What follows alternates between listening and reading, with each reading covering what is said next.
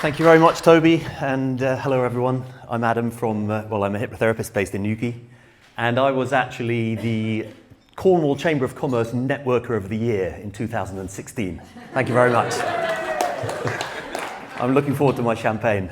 But it was a nice excuse when I set up in 2016 to spend a year going to every breakfast, lunch and event that was known to anyone, man, woman or child around Cornwall. And a really nice opportunity to visit some beautiful places, but most importantly, really, really enjoyable and effective events. I think I did a post in that year about the return on investment I got on my membership. Good for business, obviously, but just really enjoyable and very interesting, very stimulating to the mind, which is really what all of my work is all about. So I wanted to talk to you just for a few minutes today, and thank you very much for the speaker notes, by the way, which basically say don't be dull. So no pressure there, but a good reminder. But I want to talk to you about inimitable intelligence. What do we humans have that cannot be imitated? What qualities should we cultivate in a world where information analysis and technical expertise are increasingly abundant? And we might be tempted to jump in and join the gold rush and busily AIify our businesses. We might fight it with regulation or resistance. We might have a crisis of confidence and feel justifiably anxious. What's going to be left for us to do? But fight, flight, or frenzy are not helpful always, or healthy long-term responses. And as Jake Wellings reminded me recently, doing is only one half of the human equation, and not necessarily what we're best at. We might need to explore what is the value of being, and what can we add to that? In the book, The Little Prince, the fox says to the prince, "It is only with the heart that one can see rightly." What is essential is invisible to the eye.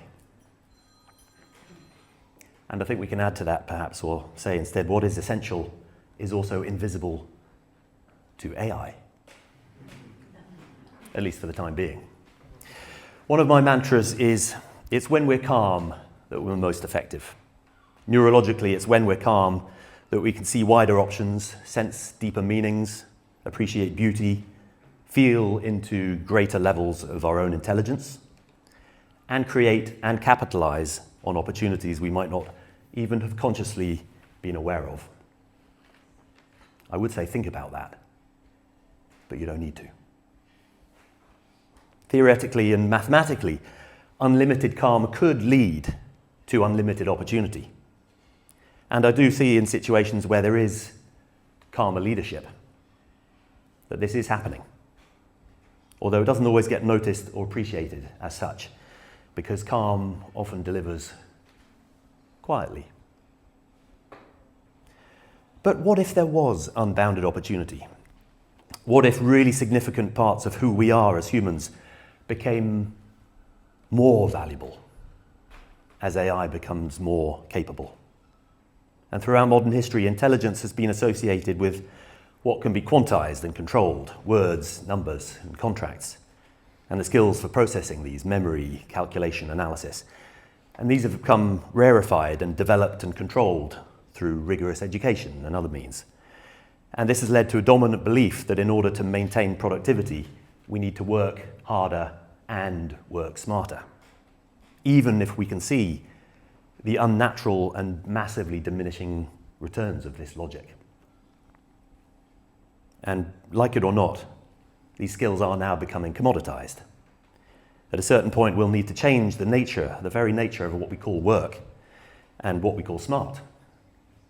And we urgently need to ask, what cannot be quantized and commoditized and controlled and artificially reproduced? What cannot be imitated? And so perhaps it's time to return to what we've done for the vast spans of our evolutionary history, to experience life as well as contain it, to express ourselves, to create, to explore new worlds, inside and out, to communicate, to learn, grow and share.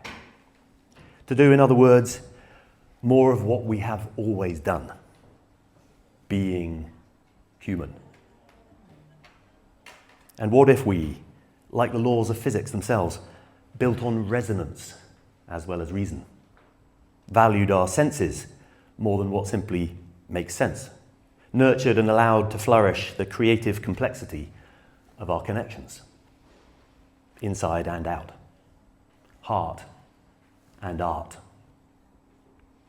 And in the absence of all that we've been taught, we might feel naked at first. But we can clothe ourselves with ancient wisdom, now validated with modern research, and even more available. Breathing, movement, nature, health, connection, conversation. I believe our role as business leaders is to develop, produce, package, and bring to market these essential human qualities. For example, what role does conversation have in your business? And how could you make more of it?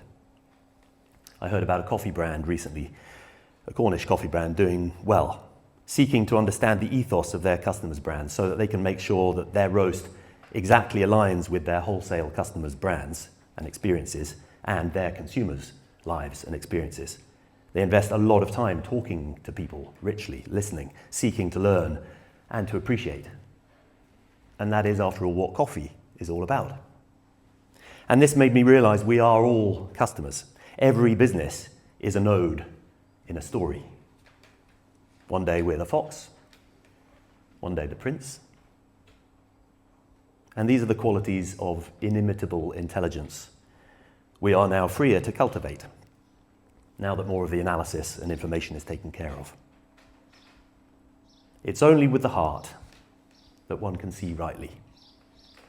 What is essential is invisible to AI. Where is your heart? Where is the inimitable art in our businesses? Thank you very much.